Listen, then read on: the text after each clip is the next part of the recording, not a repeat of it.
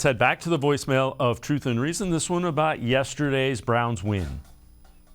Dave, I would like to make this statement loud and clear. I'm thrilled to death we got the opening day victory and we're 1-0. But Dave, it should not have come down to a 58-yard field goal make. Yes, I want Kevin Stefanski as a head coach, but not as the offensive coordinator. Again, like last year, we have a great offensive line and the best dual running backs in the NFL. And again, we do not continue to run the ball until we can be stopped. They had an offense that looked confused and uncertain how to line up correctly and to get to snap the ball smoothly. We had a quarterback that looked like he did not get enough preseason action. We do not have a competent kick returner to help us get good field position, and still we have a defense that can't play great football for 4 quarters. Stefanski, you have too much on your plate that needs to be taken care of. So let's be a total head coach and give up the play calling duties to an offensive coordinator that we use our strengths to the full potential. As always, appreciate all of the voicemails. Let's welcome in Jackson McCurry, co-host of the Dogland and the Top Dogs podcast.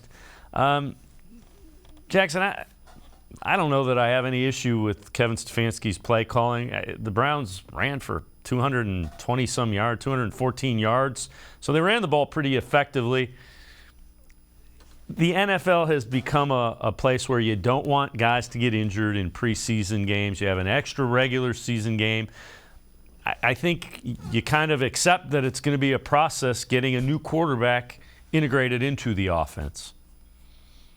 Yeah, without a doubt. And you heard it in the opening moments of the game. The sideline reporter said that they completely switched the offense from what Deshaun Watson was going to run to what Jacoby Brissett was going to run. So I don't think anybody expected it to be a finished product. I think it's going to take time over the first few weeks. But like you said, they ran the ball really well yesterday. Yeah, there was some